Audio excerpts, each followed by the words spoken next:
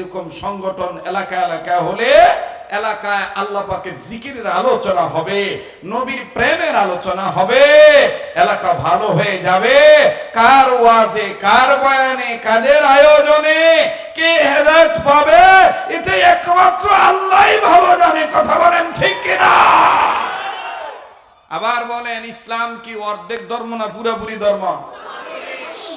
আমার ভাইরা, আমার বন্ধুগণ, এই ইসলাম পুরাপুরি ধর্ম। এই ইসলাম ধর্মের মধ্যে যখন আপনি পুরাপুরি ভাবে ঢুকতে যাবেন তখনই বাধা প্রতিবন্ধকতার সম্মুখীন হবেন। কেউ কারো দিকে নজর দিবেন না। দেখেন তো দেখি দিলখানা নরম হয় কিনা, এক ফোঁটা চোখের পানি আপনি ফলাইতে পারেন কিনা। কান্না না আসলো কান্নার ভান ধরবেন। আল্লাহ পাক বলেন, ইয়া আইয়ুহাল্লাযীনা আমানু দুখুলু ফিস-সিলমি কাফা। ইমানদার বান্দা বান্দিগণ, তোমরা ইসলামের মধ্যে পুরোপুরি প্রবেশ করো। ভাইয়া, এই ইসলাম মানতে গেলে বাবা আপনার বিরোধিতা করতে পারে, মাও আপনার বিরোধিতা করতে পারে, সমাজ আপনার ত্যায্য করে দিতে পারে, বাবা মা আপনাকে ত্যায্য করে দিতে পারে বন্ধু। কিন্তু বাবাজি মনে রাখবেন, ইসলাম মানার কারণে মা বাপ যদি, সমাজ যদি, দেশ যদি করে আপনার ত্যায্য, ইমান ইসলাম মানার কারণে আমার আল্লাহ রসুল আপনাকে করবে গ্রাহ্য। সমাজ করবে ত্যায্য, আর ইমান ইসলাম মানার কারণে আল্লাহ নবী আপনাকে করবে গ্রাহ্য। সুবহানাল্লাহ বলেন না? একটু জোরে বলেন না সুবহানাল্লাহ। আর ভাইরা দেখেন কেমন করে ইসলামের মধ্যে প্রবেশ করার কারণে আমার বন্ধুরা রে, সমাজ তাকে ত্যায্য করলো, কিন্তু আল্লাহ রাব্বুল আমিন তাকে গ্রাহ্য করলেন। আল্লাহ রাব্বুল আমিন তাকে হিসাব ন্যায্যটা বুঝিয়ে দিলেন। বাবাজি, লম্বা করার কোনো সুযোগ নাই। উম্মতের উলামায়ে কেরামগণ মজমায় বসে আছেন, ওনাদের কাছে জিজ্ঞাসা করে দেখবেন বাবা, ও বন্ধুরে, সালমান ফারসি রাদিয়াল্লাহু তাআলা আনহু নামে একজন সাহাবী ছিলেন, যার বয়স 350 বছর তিনি পেয়েছিলেন। নবীজির সাহাবীদের মধ্যে সবচেয়ে বেশি বয়স পেয়েছিলেন আমার বন্ধুগণ হযরতে সালমান ফারসি। যতজন বেশি বয়স পেয়েছিলেন এর মধ্যে সালমান ফারসি অন্যতম একজন। এই সালমান ফারসি রাদিয়াল্লাহু তাআলা এখন ইসলাম কবুল করেন নাই। বাবা তাকে একটা কর্ম করার জন্য তার কাঁধে ভার দিয়ে দিলেন, যাও বেটা যাও, তুমি তোমার কাঁধে চলে যাও। সালমান ফারসির বাবা ছিলেন বাজান তাওরীতের মুফাসসির। ও বাজান আমার বন্ধুগণ, তাওরীত আমার বন্ধুগণ, আমার ভাইরা রে, ইহুদি জাতির, ইহুদি ধর্মের একজন বড় পণ্ডিত ছিলেন সালমান ফারসির বাবা। সালমান ফারসিকে কর্মে পাঠিয়ে দিলেন, পাঠিয়ে দিয়ে দরজা বন্ধ করলেন। সালমান ফারসির বাবা, মুসলমান ভাইরা রে আমার, প্রতি রবিবার উনি কিতাব থেকে তাফসীর করেন। এই জন্য সালমান ফারসির বাবা তিনি কিতাব খুললেন। কিতাব খুলে তিনি যখন আমার বন্ধুগণ তাওরীত তেলাওয়াত করতেছিলেন, তাওরীত পাঠ করতেছিলেন গো, ও বাবাজি পড়ার সময় জোরে জোরে পড়তেছিলেন। আমাদের বাংলাদেশেও বাজানে এমন লোক আছে, দেখবেন পেপার পড়লে কেউ মনে মনে পড়ে চোখ দিয়ে দেখে, আবার কেউ ছোট্ট একটা কাগজ পড়লো দেখবেন আওয়াজ করে বড়র বড়র বড়র বড়র করে পড়ে। কথা কয় না? পেপার পড়ার সময় কেউ দেখবেন কত সুন্দর মনে মনে পড়ে, আবার কেউ জোরে পড়ে। হ্যাঁ, রংপুরে 4 জন নিহত, অ্যাক্সিডেন্টে 10 জন আহত। আরে কথা হয় না রে? তো সালমান ফারসির বাবা এইরকম আমার বন্ধুগণ তাওরীত কিতাব পড়তেছেন। তাওরীত কিতাব পড়ার সময় আমার বন্ধুগণ হঠাৎ করে তাওরীতের লেখা মুহাম্মদুর রাসূলুল্লাহ সাল্লাল্লাহু আলাইহি সাল্লামের আনিত ধর্মের উপরে যদি কেউ ঈমান আনে তার হাতে কেউ যদি বায়াত গ্রহণ করে, ইসলামের মধ্যে যদি পুরোপুরি প্রবেশ করে, তাহলে সে মারা গেলে তাকে তার আল্লাহ, তাকে তার স্রষ্টা চিরস্থায়ী সুখময় ঠিকানা জান্নাতে জায়গা করে দিবে। এটা জোরে পড়ছে, তো জোরে পড়তে যাইয়া মুহাম্মদ বলেন, মুহাম্মদ সাল্লাল্লাহু আলাইহি ওয়াসাল্লাম, এই আওয়াজটা জোরে হইছে। এখন আওয়াজটা যে জোরে হইছে, মোহাম্মদ নামটা শোনার সাথে সাথেই সালমান ফার্সি যাইতেছিল, ব্রেক হয়ে গেছে। কিউ কার নামটা শুনলাম, আমার তো খুব ভাল লাগলো, এটা আব্বাই পড়লো, আর একবার পরে কিনা একটু হুন্না লই, কাজে না যাইয়া জায়গা ব্রেক করছে। যেমন দেখবেন এন অনেক ওয়াজের শ্রোতা, নিয়ত নাই ওয়াজ শুনবো, কিন্তু ভাল লাগছে, আটকা একটু খারাইছে, কারণ হুন্না হুন্না করতেছে, বালাই তো লাগতেছে, কথা কয় না।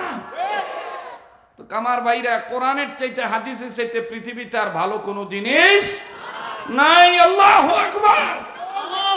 তো সালমান ফার্সি ডাক দিয়ে কয়, আব্বাই যদি আরেকবার মুহাম্মদের নামটা নিত, তাহলে আমার কলিজায় আরো শান্তি পাইতাম, আরো শান্তি পাইতাম। কিন্তু সালমান ফার্সির বাবার নিয়ত হইল, আমি যে যে জোরে জোরে ফরতাছি, আবার নিকে ওই কথা হুইনা হালাইল, সোরের মন কথা কয় না, সোরের মন পুলিশ পুলিশ। সালমান ফার্সির বাপে পড়া বন্ধ করে দিয়া কিতাব খুলিয়া থুয়ে দরজার ফাঁকা দিয়া চাইছে, কেউ হুন্না লইছে নি। হঠাৎ করে নজর করে দেয় কেটা যিনি খারাপ রয়েছে, দরজাটা খুলে কয়, কি চায়? না আব্বা কিছু না, আমি ওই হতাছে না না। তো সালমান ফার্সির বাপে ডাক দিয়ে কয়, এখানে কি? সালমানে কয়, আব্বা যাইতেছিলাম তো কাজে, কিন্তু তোমার বৃত্তের টেনে যে তুমি পড়তাছো মোহাম্মদ মোহাম্মদ, এটা শোনার পরে আমার এত ভালো লাগলো আব্বা। আর আমি এটা শুনলাম, মুহাম্মদের আনিত ধর্মের উপর ঈমান আনলে, তার এই ধর্মে পুরাপুরি প্রবেশ করলে, আমার আল্লাহ আমাদের স্রষ্টা নাকি চিরস্থায়ী সুখময় জান্নাতে জায়গা করে দিব। আস্তে এখন সুবহানাল্লাহ। যাদের অন্তরে নবীর মহব্বত নেই তারাই কইব আস্তে সুবহানাল্লাহ, জোরে কোন সুবহানাল্লাহ। এবার সালমান ফার্সির বাপে ডাক দিয়ে কয়, তোর লগে আর কেউ আছে? কয় না, কেউ নাই। থাবা দিয়ে ফট করে আটটা ধরে বৃত্তে টান দিয়ে ঢুকাইছে, বারমার থুয়ে বৃত্তে ঢুকাইয়া দরজা লাগাই দিছে। দরজা লাগাই দিয়ে কয়, ফুতরে এ ভূত, হে ভূত, ফুতরে আমার হোলারে, তুই আমার কলিজা, তুই আমার জান, তুই আমার আত্রেকা প্রমিস কর, তুই জিন্দিগি তার এই কথাটা কাউরে কইতি না, যা হুনছত হুনছত। সালমান ফার্সি মনে মনে করে, ঘটনা কি? আবার না করে কি লিগা, মনে বৃত্তি কিছু আছে। দেখবেন আদম সন্তান, আদম সন্তান, আদম জাত, যেটা বেশি বেশি না করবে সেইটাই বেশি বেশি করে। আর এই দোষ তো আমার নাই, এই খাদ্য তো আমার বাপের ছিল। আমাকে বাপ গেটায় বাবা আদম, বাবা আদম অস্থির হয়ে গেছে গা। ওই বিয়ে তো বলাবান, বিয়া না দিলে যেমন খালি কুলবাই ছিল, খালি ঠেংলা ভাই করে, হ্যাঁ এদের ফালাফিজন করে না।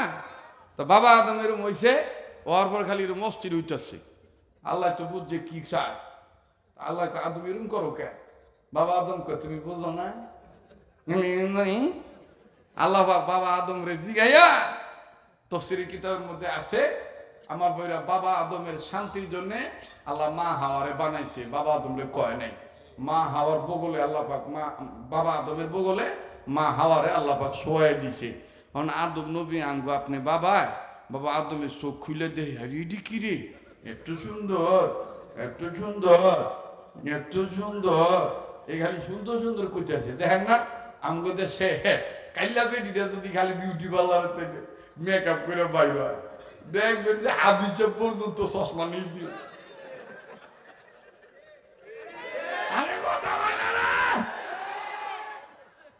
রাগ হইতেছেন, কষ্ট হইতেছে, চলবো কি চলবো না?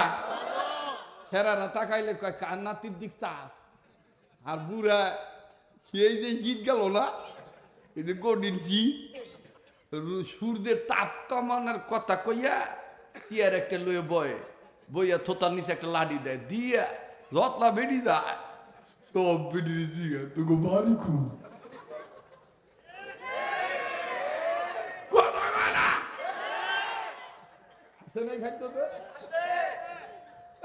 হাদি সাহেব তুমি বাড়িওয়ালা বারাটিয়ারা তো জিগাইতে হবে দুগু বাড়ি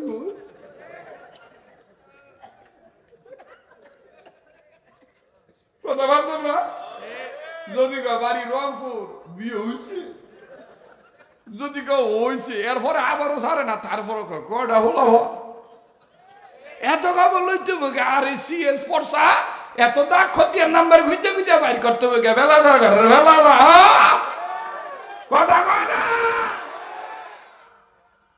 তো মা হাওয়াকে আল্লাহ তাআলা বানায়া যখন বাবা আদমের কাছে দিছে এই কোনাটাতে বেশি কথার আওয়াজ রে এনতেন কোচ্চন বাইরে থেকে যদি তুই যত দেই হে মৌলবী এতক্ষণ কই আসিনি তোরা এনো কি হইতেছি ক্রিয়ানো হ্যাঁ খাওয়ার ঠেক না খাওয়ার দেখ এই লেগে করতেছে ফেক ফেক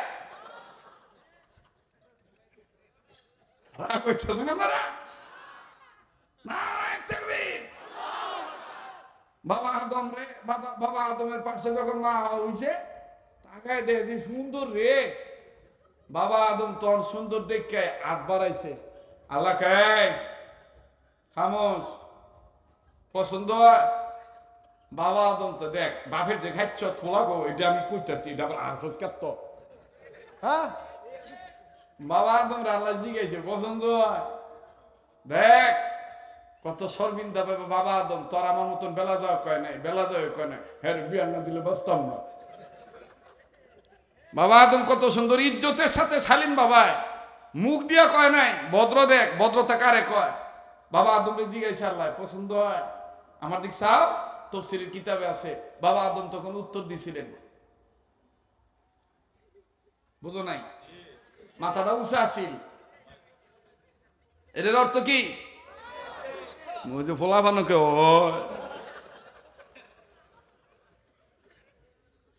হ্যাঁ এই জন্য গুরুজনরা আমাদের কইতো বাবা মার সাথে যখন কথা বলবা বাবা মার পায়ের আঙ্গুলের দিকে চাইয়া কথা কইবা তারা বুঝছেন আর অহংকার বলা বানতো বাপ মার মুহের দিকে চাইয়া কথা কয় কি হয়েছে কথা কয় না হ্যাঁ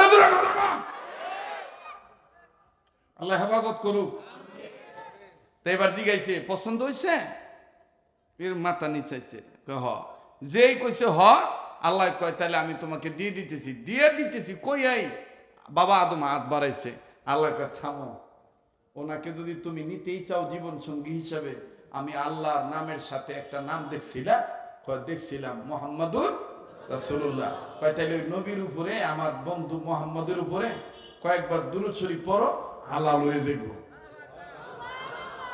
এটার ব্যাখ্যায় তাফসীরে মুফাসসিরিন কেরামগণ লেখেন এই যে পোলা মাইয়ারে পছন্দ করে মাইয়া পোলারে পছন্দ করে এইটা মাইয়ার গার্জিয়ানরাও পোলার গার্জিয়ানরে জিগাইব পোলার গার্জিয়ানরাও মাইয়ার গার্জিয়ানরে জিগাইব আন্তাজে পোলা মাইয়া রাজি কিয়া কারাগা কাজী একটা শটকানা দেতা ফালা দিন বাবা পোলা মাইয়া রাজি কিয়া কারাগা কাজী এই রাজি 90 দিন পর থাকে না করে আবার আরেকটা লগে জায়গা করে তোর মাইয়া লবণ শাকটা আয়ে করে লবণ শাকে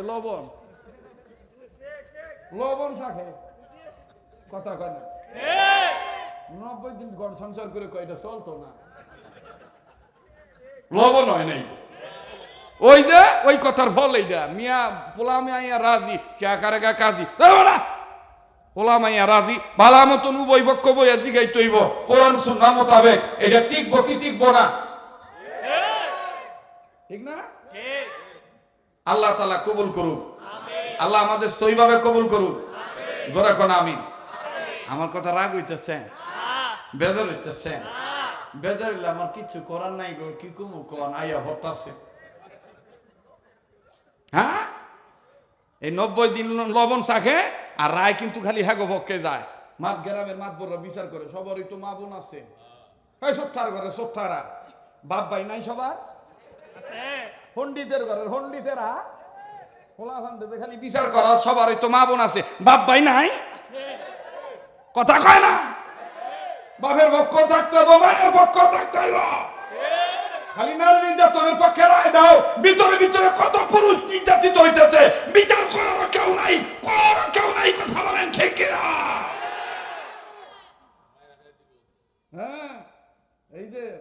ভাই আজকে ভাইছে একটা দুধ মতন, ঠিক আছে না?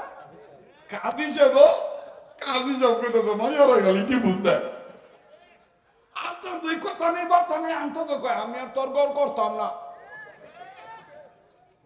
হে সুম বেড়ার মতন বেড়া হইলে কইতো আমিও তোরে এমনি ছাড়তাম না। কথা কয় না, হয় মোর মুনালে বাসমো, কথা কয় না। হ্যাঁ, আলগা মাত বড়রা দেয় কয় নারী নির্যাতনের কেস, সাংঘাতিক কেস, কিছু লাগলো আপদ বিদায় কর। কে রে আপদ বিদায় করতাম? হ্যাঁ, আমি বেড়া না, কথা কয় না। আমি কিন্তু যুবক মানুষ, এর জন্য যুবকদের পক্ষে বেশি কথা কই। যুবকরা ভালো হয়ে গেলে সমাজ ভালো হয়ে যাবে। আল্লাহ তাআলা আমাদেরকে সহি বুঝ দান করে। আরো জোরে কোন আমিন, আরে আবার জোরে কোন আমিন। বলেন আজকের মাহফিল চলবো কি চলবো না? আজকের মাহফিল কতক্ষণ চলবে? আপনারা এক সপ্তাহ থাকেন, আমি আর কিছুক্ষণ করে যাইগা। ইসলামের মধ্যে পুরাপুরি ঢুকবো না অর্ধেক। এবার সালমান ফার্সির বাপে ডাক দিয়ে কয়, বাবা বাবা তুই এটা কারো কবি না বাপ। ডাক দিয়ে কয়, ঠিক আছে আব্বা আটটা দেন। প্রমিস করছে, প্রমিস করিয়া ডাক দিয়ে কয়, বাবা ওয়াদা করেছি কাউকে বলবো না, তবে আব্বা আমি আপনাকে বলতে চাই, যখন মোহাম্মদের নাম শুনলাম আমার কলিজা কেমন জানি শীতল হয়ে গেল, ঠান্ডা হয়ে গেল। আব্বা গো, সোনার দ্বারা যদি এতই মজা লাগে, এত পিস অফ মাইন্ড, এত প্রশান্তি হয় গো আব্বা। আব্বা গো, এই মোহাম্মদের নামটা যে পৃষ্ঠার মধ্যে, পাতার মধ্যে লেখা আছে, এই পাতাটা পৃষ্ঠাটা যদি আমার তুমি একটু সরাসরি দেখাইতা, আমি দুই নয়নে দেখিতাম মোহাম্মদের নামটা আমি পাঠ করতাম গো আব্বা। বাবা ডাক দিয়ে কয়, বেটা সালমান তুমি যেহেতু কাউরে বলবা না, ঠিক আছে এই নাও আমি তোমার কিতাবখানা খুলে দিলাম। আরে বন্ধু, সালমান ফার্সির বাবা কিতাব খুলে দিয়েছি। সালমান ফার্সি এখন নজর করে দেখতেছে, নাহারে লেখা আছে মোহাম্মদের আনিত ধর্মের উপর কেউ যদি ঈমান আনে, মোহাম্মদের আনিত ধর্ম যদি কেউ মেনে নেয়, এই ইসলামের মধ্যে যদি পুরাপুরি প্রবেশ করে, তারা হাতে বায়াত গ্রহণ করে, কালেমা পড়ে মুসলমান হয়ে যায়, এই মোহাম্মদ চিরস্থায়ী জান্নাতে, তারে সারা জান্নাতে যাবে না। আল্লাহু আকবার। আমি কোন বা পথে জান্নাতে যাই, আমি কোন বা পথে মদিনাতে যাই। জানেন, ইত্তেহাদুস শাবাবে আমার কিছু কলিজার টুকরা যুবক বন্ধুরা আমার হাতে হাত রেখে বলে, হুজুর ওয়াদা করেন জান্নাতে গেলেও আমাদেরকে নিয়ে যাবেন। আমিও তখন বলছি যে তোরারে যদি আল্লাহ মাফ করে জান্নাত দেয়, তো তোরা আমারে ছুঁয়ে যাবি না। ভালোবাসা তো এইরকমই হওয়া দরকার, কথা বলেন ঠিক কিনা? আমি কোন বা পথে মদিনাতে যাই, বলেন আমি কোন বা পথে। না, এতগুলো মানুষ আশিক রাসূলের আওয়াজ হইতেছে, আওয়াজ দিয়ে আমি কোন বা পথে মদিনাতে যাই, আমি কোন বা পথে। ঘুমিয়ে আছেন দিনের নবী, চলো সবাই দেখতে যাই। ঘুমিয়ে আছেন দিনের নবী, আমি কোন বা পথে মদিনাতে যাই, আমি কোন বা পথে। নারায়ণ